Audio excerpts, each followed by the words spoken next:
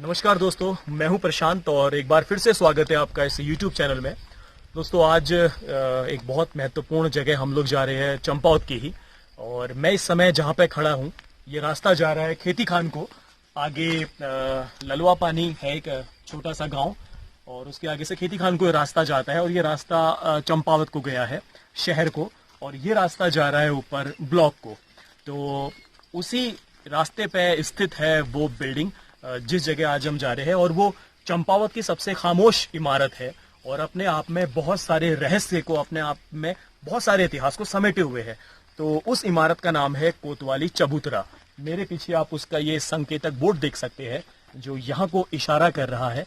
तो कोतवाली चबूतरा चंपावत की एक बहुत महत्वपूर्ण सांस्कृतिक विरासत है, जो कत्यूरी शासकों से, जो चंद शासकों से, और उससे भी पहले जो यहाँ पे शासन करते थे रावत कौम के राजा, और उनका ये पूरा क्षेत्र द्रोणकोट क्षेत्र कहलाता था, जिसको अब दूनकोट बोला जाता है। तो वहां की लास्ट एंड में ये कोतवाली चबूतरा स्थित है। तो आज इस वीडियो में देखेंगे हम कि इस कोतवाली चबूतरे का क्या इतिहास है, और चूंकि अब ये पूरे तरीके से टूटा है, तो क्या इसका स्थापत्य रहा होगा, क्या इसका भवन कभी रहा होगा, कौन कौन सी उसमें आकृतियां बनी है, क्या क्या उसके बारे में यहाँ पे मान्यताएं प्रचलित है, क्या क्या कहानियां उसकी सुनी जाती है, और तमाम चीजें हम देखेंगे आज इस वीडियो में, जो आधारित है इस कोतवाली चबूतरे पे। तो आइए चलते हैं कोतवाली चबूतरे की ओर।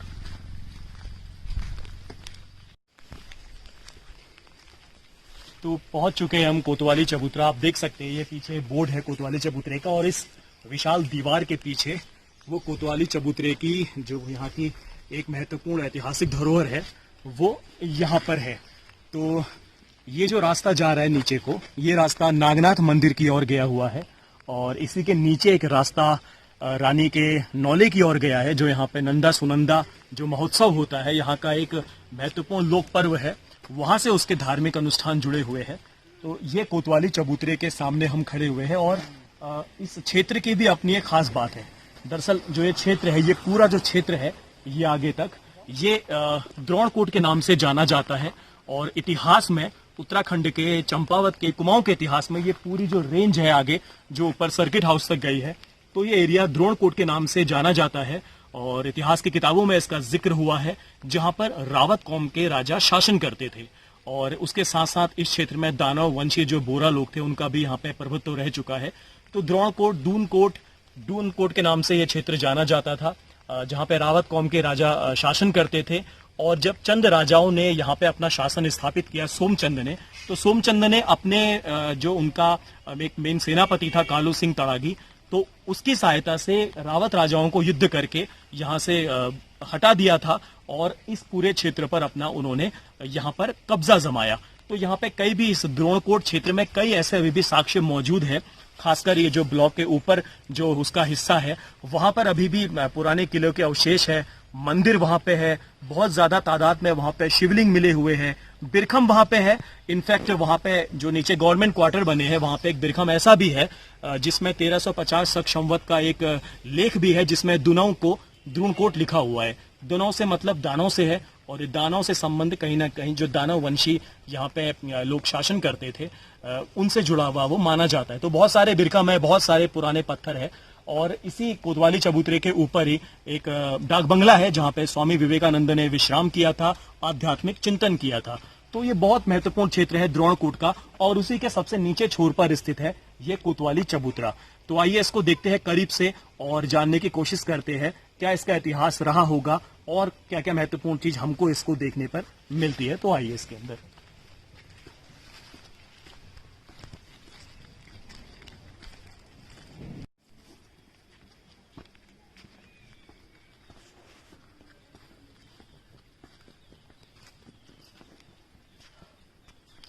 तो ये है कोतवाली चबूतरा। देख सकते हैं आप कितनी खूबसूरत ये इमारत है। कुछ इसके 3 स्तंभ, एक यहाँ पे 4, और एक टूटा हुआ, कुल 5 स्तंभ के अवशेष हमको यहाँ पे इस समय दिखाई दे रहे हैं। लेकिन प्रथम दृष्टया अगर आप देखेंगे, तभी हम इसमें अनुमान लगा सकते हैं कि अपने समय में ये कितनी जबरदस्त, कितनी खूबसूरत ये इमारत रही होंगी। तो एक बार इसको करीब से हम लोग देखते हैं। और बहुत ही सुंदर ये चबूतरा है, कोतवाली चबूतरा। और रानी के चबूतरे के नाम से भी इसको यहाँ पे जाना जाता है। और इसमें एक दो बहुत खास बात है जो यहाँ पे हम लोग एक तुलनात्मक रूप से देख सकते हैं कि जैसे ये चबूतरा आपको दिख रहा है और इसमें आपको स्तंभ दिख रहे हैं, तो जो चंद शासकों के, जो कत्यूरी शासकों के या फिर जो यहाँ के मांडलिक शासक थे, उनके जो भी स्थापत्य के या भवन निर्माण के जो नमूने हैं, उनमें मंदिर है, किले है, नौले है, बिरखम है, सराय है। सराय जिसको यहाँ पे मड़ैया भी बोला जाता था। तो ऐसी कई सराय यहाँ पे मिलती है, जिसमें दो के अवशेष अभी भी मौजूद है। एक इसी रास्ते में ऊपर जो ललुआ पानी के आगे को रास्ता जाता है हिंगला देवी मंदिर को, तो वहां पर भी एक 12 खाम नाम से एक संरचना थी, जिसमें 12 खंबे थे जो अब ध्वस्त हो चुकी है और कुछ ही खंबे वहां पे जमीन में पड़े हुए हैं। उसके साथ साथ एक वीडियो इस चैनल में हमने पहले भी बनाया था, गढ़कोट गांव के समीप ऊपर एक तोली गांव है, तो वहां पर भी एक 12 खंबों की संरचना वहां पे अभी भी मौजूद है। उसकी छत जो है वो हालांकि टूट चुकी है, लेकिन वो 12 के 12 खंबे अभी भी मौजूद है। तो ये भी चबूतरा हूबहू वैसा ही है और उसमें भी 12 खंबे थे, और जिस तरीके से ये है तो इसमें भी निश्चित रूप से हम कह सकते हैं कि 12 खंबे रहे होंगे। तो एक बार करीब से देखते हैं कि उन खंबों के होने के यहाँ पे प्रमाण मिलते हैं कि नहीं मिलते हैं। तो आइए,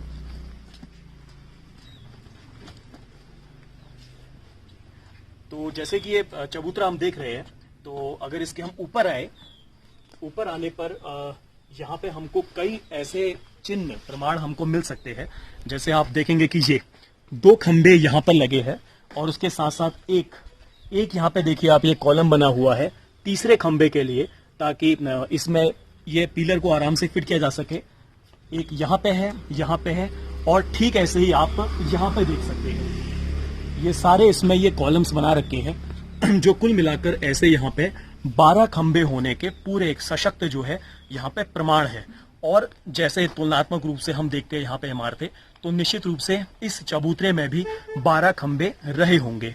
उसके पश्चात जो आप देख रहे हैं कि यहाँ पे इसके ऊपर का कुछ हिस्सा बचा हुआ है यहाँ पे, तो इन 12 खंबों के ऊपर ये एक छतरी नुमा संरचना होती थी। और चूंकि ये किले के समीप है, यहाँ पे राजा बुंगा का किला है, और चूंकि ये द्रोणकोट के क्षेत्र में आता था, तो ये अन्य जो सराय थी, जो चबूतरे थे, उनसे ज्यादा ये डेकोरेटेड है, ज्यादा इसमें अलंकरण किए गए हैं। और उसके बाद जो आप ये खंबे देख रहे हैं, यहाँ पे ये खंबे रखे हुए हैं, जो ये स्तंभ रखे हुए हैं, शहतीर जिनको बोला जाता है, तो इन शहतीरों को यहाँ पे ये आप देख सकते हैं कि ऐसे ही उनको सेट किया जाता था। यहाँ पे ये 3 जिस तरीके से यहाँ पे रखे हुए हैं, तो ऐसे ही हर कोने में इन जो ये रखे हुए हैं, इनको उसके ऊपर सेट किया जाता था। तो इस तरीके से एक छतरी नुमा 12 खंभों पर आधारित ये चबूतरा था। और यहाँ पे इसको न्यायकारी क्षेत्र के रूप में जाना जाता है कि यहाँ पे शासक जो थे, चाहे वो द्रोणकोट के शासक हो या फिर चंद शासक हो, वो यहाँ पर बैठ के प्रजा के फैसले सुनते थे, जो जमीन से संबंधित होते थे या फिर जो अन्य किसी अपराध या और जितने भी काम है, उनसे जो इंसाफ का जो मामला है, उनसे देखने के लिए यहाँ पे राजा यहाँ पे बैठता था और अपने फैसले को सुनाता था। तो ये एक बहुत महत्वपूर्ण है। और उसके साथ साथ इस चबूतरे की एक ये भी मान्यता है कि यहाँ पे राजा लोग या फिर शाही घराने के जो लोग हैं, वो यहाँ पे मनोरंजन भी करते थे। तो उसके कुछ प्रमाण भी यहाँ पे लोगों के द्वारा हमें बताए गए हैं। ये आप देख सकते हैं, यहाँ पर एक शतरंज के आकार का एक यहाँ पे बोर्ड जैसा यहाँ पे बना हुआ है, पत्थरों को तराश के। उसका अतिरिक्त यहाँ पर भी एक ये जो पासे से संबंधित खेल होता है, उसका यहाँ पे ये चौपड़ नुमा ये आकृति बनी हुई है। तो यहाँ पर ये मान्यता भी बहुत प्रचलित है कि एक तो यहाँ पे राजा बैठ के न्याय करते थे और रानियां विश्राम करती थी, और दूसरा यहाँ पर ये खेल जो है पासे वाले वो खेले जाते थे। तो इसमें हम यहाँ पे कोशिश करेंगे बात करने की, जो यहाँ के स्थानीय लोग हैं, जो इस क्षेत्र की बेहतर समझ रखते हैं, तो उनसे जानेंगे कि इन सब जो ये आकृति बनी है या फिर जो ये रानी का चबूतरा है, जिसको कोतवाली चबूतरा कहते हैं, उसके बारे में यहाँ पे क्या धारणा प्रचलित है। मेरे साथ इस समय श्री तरुण रावल जी है, जो यहाँ पे नागनाथ मंदिर का प्रबंध देखते हैं।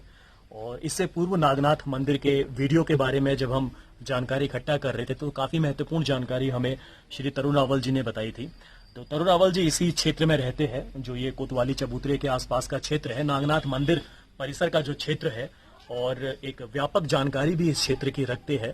तो आज हम उनसे जानते हैं जो ये कोतवाली चबूतरा है, यहाँ पर इसको किस अन्य नाम से जाना जाता है और इसको लेकर यहाँ पे क्या धारणा प्रचलित है, क्या किस रूप में इसको यहाँ पे देखा जाता है। तो तरुण रावल जी, एक बार फिर से स्वागत है आपका इस यूट्यूब चैनल पे। तो रावल जी, जैसे हम ये देख रहे हैं कोतवाली चबूतरा इस क्षेत्र की एक महत्वपूर्ण ये एक विरासत है और अब इसके कुछ खंडहर ही शेष है और पुरातत्व वालों का जो बोर्ड लगा हुआ है विभाग का, उसमें इसको कोतवाली चबूतरे के नाम से इसको लिखा गया है। तो यहाँ पे किस नाम से जाना जाता है और क्या इसके बारे में आप लोग यहाँ पे सुनते आए हैं या समझते आए हैं? पुराने जमाने से तो पूर्वजों के मुंह से हमने ये सुना, इसे रानी के चबूतरे के नाम से वैसे जाना जाता था। कहते थे कि रानी यहाँ अपना आती थी, विश्राम करती थी, राजा रानी जी अपना जो भी अपना वो फ्री टाइम या जो खाली समय होता था उसे यहाँ व्यतीत करते थे जी। और यहीं से कहा भी जाता है कि मतलब पुराने टाइम में कर वसूली भी होती थी यहाँ से। जी जी। कर वसूली का काम भी ये करता था जी। और पुरानी धारणाओं के हिसाब से ये भी कहा जाता है कि जो चंद राजा थे जी, वो उनकी जो रानी थी वो यहाँ दोनों आते थे, अपना खाली समय में अपना जी टाइम व्यतीत करते थे, जी, कुछ पल यहाँ रहते थे। जी।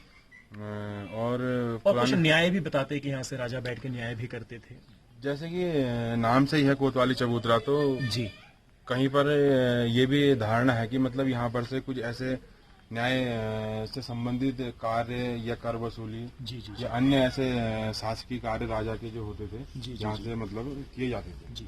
और रावल जी, जैसे भी आपने कहा कि ये रानी के चबूतरे के नाम से यहाँ पे जाना जाता है और बहुत लोगों के मुंह से सुना भी है। रावल जी, यहाँ पे एक नौला भी है, रानी का नौला, और जो नंदा सुनंदा जो त्योहार होता है हमारा उत्तराखंड का एक महत्वपूर्ण जो पर्व है, वहाँ से भी वो जुड़ा है। किस तरीके से है, आप बताना चाहेंगे? यही हमारे जो हमारा ये पूर्वजों का जो हमारा घर है नीचे, जी जी पुराना इधर जी, तो क्या कहते हैं वहीं से नीचे थोड़ा 50 मीटर पर रानी का नौला भी है। जी। जो हमारा पुराना आंगन था, कहा जाता है पत्थरों का, ऐसी निर्मित पत्थरों का आंगन था, कहा था रानी वहां से आके जी थोड़ी देर वहां अपना विश्राम करके बाल सुबह के जो भी अपना इत्यादि काम निपटा के जी वो यहीं को आती थी ऊपर, यहाँ अपना समय व्यतीत करती थी। जी जो हमारी कुमाऊं की जो अधिष्ठात्री देवी कही जाती है माँ नंदा सुनंदा जी, उनकी जो डोला यात्रा यहाँ निकलती है चंपावत में, उसके लिए जो कदली वृक्ष का आमंत्रण होता है वो भी हमारे यहीं रोलेड़ा से होता है। जी यहीं पुराने जिसमें जहाँ कहा जाता है कि रानी आके विश्राम करती है या नहा के ऊपर अपना जो भी अन्य काम निपटाती थी, वहीं पर प्रांगण में जी एक केले का पेड़ है, उसको देने के लिए सभी देव डांगर मतलब आते हैं, वहाँ आमंत्रित होते हैं, जी आमंत्रण देते हैं उनको। जी उसी से मूर्तियों का निर्माण भी होता है जी। और देव डांगर जो होते हैं वो नीचे प्राचीन नौले में, जो रानी का नौला कहा जाता है, जी हमारे जो प्राचीन पूर्वजों का घर है उससे नीचे, वहीं आके स्नान भी अपना करते हैं। जी। और जैसे कि ये ध्रुवकोट क्षेत्र में ये आता है, हाँ। तो यहाँ पे अक्सर खजाने की भी बात होती है खजाने की बात होती है कि यहाँ पे खजाना दबा हो सकता है इस क्षेत्र में, या फिर यहाँ पे चबूतरे के लिए कहते हैं, बोलते हैं कि यहाँ नक्शा है जी, ये जी। ऊपर बना हुआ, कहते हैं इसको, इसके जो है स्तंभ कम है, जी जी तो जो इसके स्तंभ थे मतलब चारों स्तंभों में कुछ ऐसी आकृति जी, थी जी। जिसे जोड़ के मतलब पूर्वजों में कहते थे कि मतलब एक वो बनता है। जी जी कहते हैं कि यहाँ कुछ ऐसी चीजें हैं बहुमूल्य जी पुराने टाइम की, जी जो कि मतलब जिसे आप कह सकते हैं खजाने के रूप में, जी। ऐसी कोई चीजें यहाँ पर मौजूद हैं। जी। पहले भी कहते हैं, अभी भी कहते हैं लोग। जी, क्योंकि ये जो क्षेत्र धारणा है, है ये एक पुरानी। ये क्षेत्र है, यहाँ पे कत्यूरी शासक और द्रोणकूट के रावत राजा और बाद में चंद राजा यहाँ पे शासन कर चुके हैं, तो इस बात की संभावना को भी हम इनकार इससे नहीं कर सकते हैं। तो धन्यवाद राहुल जी, ये महत्वपूर्ण जानकारी आपने दी। तो अब देखते हैं कि इस चबूतरे में जो डिजाइन है, जो अलंकरण है, जो आकृतियां बनी है, वो किस प्रकार की है, क्योंकि बहुत खूबसूरत ये चबूतरा है, बहुत ज्यादा खूबसूरत।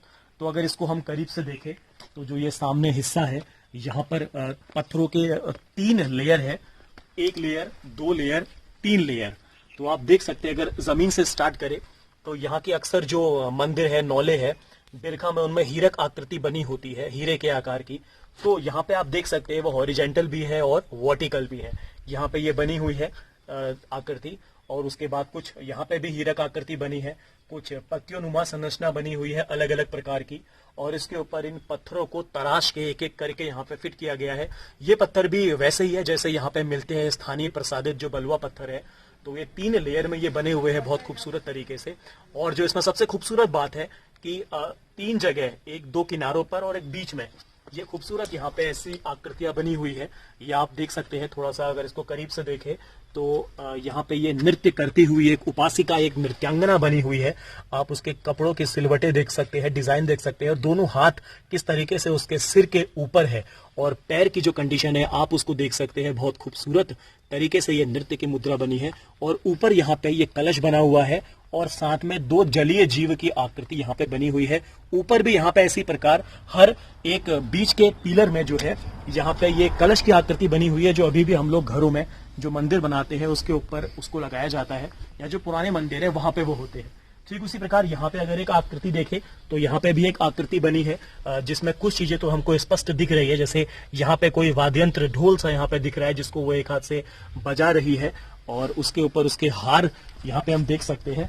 उसके अतिरिक्त अगर हम इस तरफ आए तो यहाँ पे हर तरफ बहुत खूबसूरत आकृति बनी है। यहाँ पे आप देख सकते हैं ये एक दूसरा जलीय जंतु जो बतख से थोड़ी सी साम्यता रख रहा है, उस तरीके का ये जंतु हमको यहाँ पे दिख रहा है इस कलश के वहां पे। और एक यहाँ पे आप मुद्रा देख सकते हैं, यहाँ पे भी ठीक वैसी ही है। उसके आप यहाँ पे एक पांव देख सकते हैं, एक पांव यहाँ पे फोल्ड करके नृत्य की मुद्रा में है। गर्दन जो है ये दाएं तरफ झुकी हुई है, और दोनों हाथ सिर के ऊपर है। उसके बाद यहाँ पे भी ये हीरे की आकृति बनी हुई है, बहुत खूबसूरत तरीके से आप देख सकते हैं। और यहाँ पे जो ये बीच वाला जो स्तंभ है, यहाँ पे अगर आप देखें तो यहाँ पे भी है। यहाँ पे जो उसका सर है नृत्यांगना का, वो बाईं तरफ झुका है, और उसका हाथ सिर में है। उसके वस्त्र यहाँ पे लटके हुए दिखाई दे रहे हैं, पैर की पोजीशन आप देख सकते हैं। तो इतनी बारीकी से अलंकरण किया गया है जो अभी तक मौजूद है। और यहाँ पे भी एक कलश है, ऊपर कलश है, और यहाँ पे जो जंतु है, जलीय जंतु भी नजर आ रहा है, और वो दूसरे तरीके का है। और ये आप खूबसूरत आकृति देखिए, कितने बेहतर तरीके से यहाँ पे इन डॉट्स को बना रखा है पत्थर के अंदर। एक अद्भुत कलाकृति का नमूना है स्थापत्य का। और उसके अगर आप आगे आते रहे तो यहाँ पे भी आप देख सकते हैं ये बहुत खूबसूरत आकृति हर पत्थर में ये बनी हुई है। यहाँ पर देखिए, यहाँ पर नृत्यांगना, इसके भी दोनों हाथ सिर के ऊपर है, लेकिन जो गर्दन है वो बाईं तरफ झुकी हुई है। और उसके साथ साथ यहाँ पे भी सेम वैसे ही आकृतियां है। यहाँ पे आप देख सकते हैं ये एक अन्य आकृति दिख रही है, इसमें दोनों पैर नीचे है और अलग अलग डायरेक्शन में है, और एक हाथ सिर में है, एक हाथ कमर में है। और इसके अतिरिक्त इसी में अगर हम आगे बढ़ते हुए चले तो यहाँ पे भी आप देख सकते हैं ये कितनी खूबसूरत नृत्य वाली है मुद्रा में। यहाँ पे दोनों पांव अलग है, एक ही जो वस्त्र है नीचे को आ रहा है, और हाथ आप देख सकते हैं, हाथ की पोजीशन इतने खूबसूरत तरीके से ये अलंकृत किया गया है। ये जो चबूतरा है, कोतवाली चबूतरा जिसको अब कहा जाता है, उसके अतिरिक्त ऐसे ही हर कोने पे ऐसे ही आकृति है। ये आकृति थोड़ी सी जुदा है क्योंकि इसके हाथ में एक संगीत का कोई वाद्य यंत्र सा हम यहाँ पे देख सकते हैं, जिस मुद्रा में अक्सर हम मीराबाई को देखते हैं फिलहाल, लेकिन ये दूसरी आकृति है। आप देख सकते हैं कि इस वाद्य यंत्र के सहारे इसकी गर्दन टिकी है, पैर की पोजीशन आप देख सकते हैं। बहुत ही खूबसूरत, बहुत एक बेजोड़ नमूना है ये चंपावत के जितने भी मंदिर है उन मंदिर के स्थापत्य का। और ये देखिए, ये एक अलग है, इसमें एक हाथ में एक अस्त्र सा दिख रहा है, यहाँ पे ये हथियार सा दिख रहा है, और जिस तरीके से इसकी भी गर्दन झुकी है, बहुत खूबसूरत प्रतिमा। और एक वैसे ये भी है जैसे पहरेदार की मुद्रा में होता है, यहाँ पे ये भी खड़ा हुआ है, इसके हाथ में भी एक अलग यहाँ पे दिख रहा है, एक वस्तु दिख रही है। तो एक बहुत ही खूबसूरत ये डिजाइन है अपना एक कोतवाली चबूतरे का। एक महत्वपूर्ण चीज इसमें और है जो यहाँ के धार्मिक स्थानों में बहुत कम दिखती है, वो आकृति आइए आपको दिखाते हैं, और बहुत जबरदस्त है और बहुत अलग। यहाँ पे वो आकृति है, एक आकृति तो ये है, ये आकृति जो है, तो जैसा मैंने बताया कि ये 12 खंभों पर आधारित संरचना होती थी, और उन 12 खंभों के ऊपर एक छतरी नुमा आकृति होती थी, जो छत होती थी उसकी वो छतरी नुमा होती थी, और उसके ऊपर एक शीर्ष होता था। तो वो संरचना जो है वो शीर्ष की प्रतीत हो रही है वहां पे जो रखी हुई है। और ये जो है वो छत के जो नीचे का जो हिस्सा होता है वहां इन ऐसी जो ये खंड है इनको रखा जाता था, जो यहाँ पे हम अन्य नौलों में या फिर मंदिरों में देख सकते हैं, चाहे वो बालेश्वर मंदिर हो। लेकिन अब यहाँ पे इसको एक अलग तरीके से देखा जाता है, खजाने के किसी एक संकेतक या प्रतीक के रूप में इसको देखा जाता है, और एक रहस्यात्मक अपने में ये खूबी लिए हुए है यहाँ नजरों में। लेकिन अगर हम मंदिर के स्थापत्य के लिहाज से इसको देखें तो ये हमको उसके छत का एक अंदर का जो हिस्सा नीचे को लटकता है फानूस तरीके से, ये उसको यहाँ पे हमें प्रतीत होता है। और इसके ऊपर जो संरचना की मैं बात कर रहा था, आप अगर इसको यहां से देखेंगे तो आपको इसमें एक सिर दिखाई देगा, जो एक दैत्य की आकृति का, उसकी जो आप देख सकते हैं मूंछ देख सकते हैं बड़े बड़े, उसके आप कान देख सकते हैं, उसकी बड़ी बड़ी आंखें देख सकते हैं। तो एक दैत्य का जो एक प्रतीक चिन्ह हमारे धार्मिक यहाँ पे मान्यताओं में होता है, जिसको तस्वीरों में उतारा जाता है, जिसको टेलीविजन में दिखाया जाता है, तो ये हूबहू वैसी आकृति है। और उसके नीचे का हिस्सा भी आप देखिए, बड़ा रहस्यमय तरीके का ये है। तो दैत्य अर्थात दानव, चूंकि ये द्रोणकोट का क्षेत्र रह चुका है जो दानवों से संबंधित माना जाता है। और जैसा कि मैंने अभी बताया, यहाँ पे एक 1350 का एक बिरखम लेख भी है, जिसमें 1350 शक संवत का लेख भी है, जिसमें दुनव को द्रोणकोट लिखा गया है, यानी कि दानवों का द्रोणकोट। तो वो जो आकृति है वो कहीं ना कहीं एक दानव की आकृति से प्रतीत हो रही है। तो इसमें अगर हम ये भी कहें कि ये जो है चंद राजाओं से पहले भी ये बना होगा, और इसको द्रोणकोट के ही जो राजा थे, चाहे वो रावत कौम के राजा हो, चाहे वह दानव वंशी जो राजा थे यहाँ पे वो हो, जो मांडलिक शासन के रूप में यहाँ पे राज करते थे, और कोट उनका एक स्थान होता था जिसको किला भी कहते हैं, जैसे चांडाल कोट है।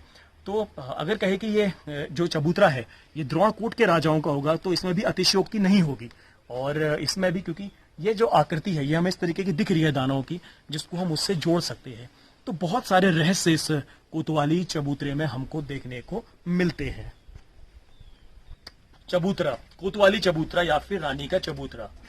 तो चबूतरा भी एक ये बहुत इंपॉर्टेंट शब्द है उत्तराखंड के इतिहास में या फिर भारत के इतिहास में, क्योंकि कई ऐसे शासक हुए हैं, कई ऐसे राजा हुए हैं जिनके जो नाम है वो इसी चबूतरे से ही बना हुआ है। जैसे भारत का यहाँ पे चंपावत में ही एक बगल में एक काली नदी डिवाइड करती है इसको नेपाल से, और नेपाल में गोरखा शासकों का भी यहाँ पे शासन रहा है 1790 से 1815 ईस्वी के मध्य।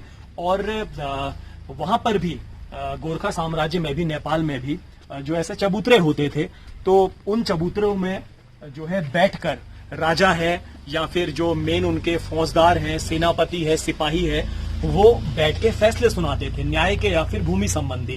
तो वहां पर बैठने के कारण उनको चबूतरिया, वहां से चौतरिया कहा गया, और वहीं से चौतरा शब्द बना। तो ये कई राजा है या फिर सेनापति, उनके नाम के आगे चौतरिया शब्द ये लिखा रहता था। और एक महत्वपूर्ण शासक जो गोरखा शासक थे, उनका एक बहुत ही पराक्रमी योद्धा था जिसका नाम था हस्तिदल। तो हस्तिदल के नाम के आगे भी चौतरिया लगा हुआ था। तो वो चौतरिया जो शब्द है वो इसी चौतरा और इसी चबूतरे से ही बना हुआ है, क्योंकि वहां पे वो लोग बैठकर जो है से फैसले सुनाते थे।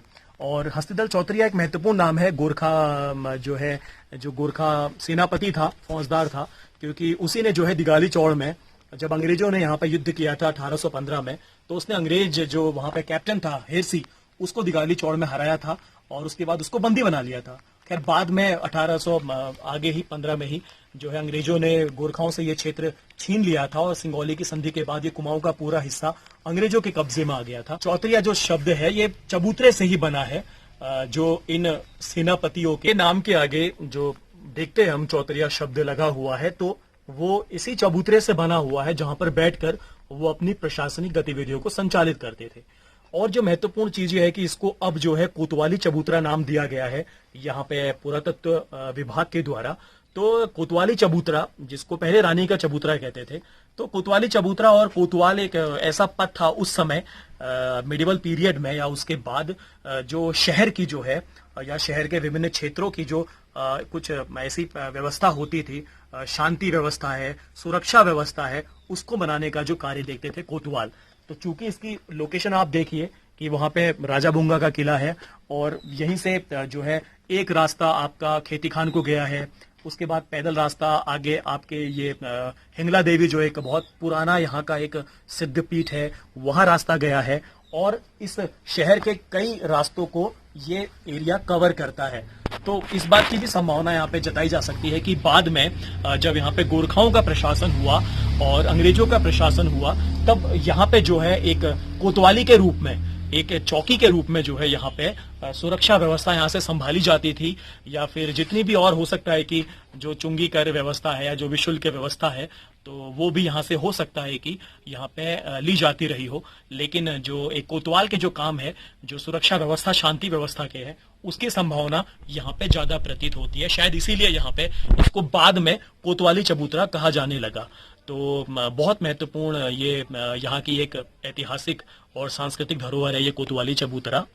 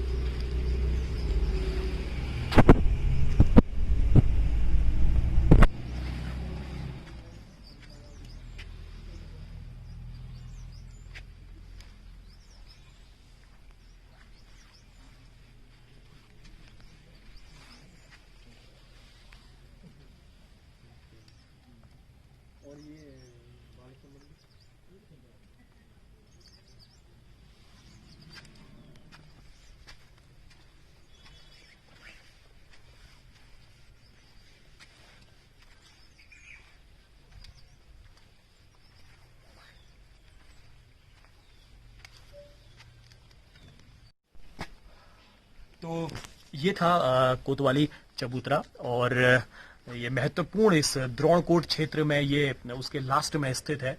और ये द्रोणकोट एरिया जो है, जहाँ सर्किट हाउस है, जहाँ पे ब्लॉक ऑफिस है, जहाँ पे स्वास्थ्य विभाग के क्वार्टर्स है और महत्वपूर्ण ऑफिस है स्वास्थ्य विभाग के ही, या फिर उसके साथ साथ यहाँ पे विवेकानंद जी का एक वो स्थान है जहाँ पर उन्होंने विश्राम किया था, डाक बंगला, और जिला सूचना यहाँ पे एक ऑफिस भी है। तो तमाम महत्वपूर्ण जो ये इस समय के जो सरकारी दफ्तर है इस क्षेत्र में है, द्रोणकोट क्षेत्र में। और उसी के साथ साथ एक बहुत ही पुरानी ये ऐतिहासिक और सांस्कृतिक धरोहर है इस चंपावत जनपद की, या फिर समूचे उत्तराखंड की, जिसको हम कोतवाली चबूतरा या फिर रानी के चबूतरे के नाम से इसको हम जानते हैं। तो देखा आपने कितना समृद्धशाली इसका जो है इतिहास है, और किस तरीके से विभिन्न राजवंशों से जुड़ा हुआ है, और कितना बेजोड़ इसका जो है स्थापत्य है। लेकिन एक जो एक दुखद पहलू है वो ये है कि ये एक तो अपने मूल स्वरूप में नहीं है, और सही देखभाल नहीं होने के कारण इसका ओरिजिनल स्वरूप हम लोग नहीं देख सकते हैं। अनुमान लगा सकते हैं तुलनात्मक रूप से कि हाँ, अगर राजाओं ने वैसी इमारतें बनाई तो संभवतः ये भी वैसी कभी रही होगी। लेकिन फिर भी अब जितना भी ये बचा है, अब कोशिश है कि इसको संरक्षित करने की और इसके बारे में जानने की कोशिश होनी चाहिए। और ज़्यादा जानकारी इसके बारे में हमें प्रयास करना चाहिए, और जानकारी मिले ताकि इस क्षेत्र का इतिहास और बेहतर तरीके से सामने आ सके, और उसके साथ साथ जो है जो जनरेशन आगे आ रही है उनको भी इन ऐतिहासिक जगह की जानकारी हो, उनके महत्व से वो रूबरू हो, ताकि जो एक जो हम लोग का एक प्लस पॉइंट है उत्तराखंड स्टेट का, कि यहाँ पे जो टूरिज्म है उसके जो स्कोप है वो बहुत ज़्यादा है, जिससे लोगों को रोजगार की भी जो संभावनाएं है वो उससे बढ़ती जाती है। तो इस लिहाज से ऐसी जो धरोहर है इस क्षेत्र की, उनका संरक्षण होना बहुत ज़रूरी है, और मोटिवेट करना होगा लोगों को ऐसे चीज़ों को बचाने के लिए, ताकि वो आगे आए। और थैंक यू वेरी मच इस वीडियो को देखने के लिए। Thank you.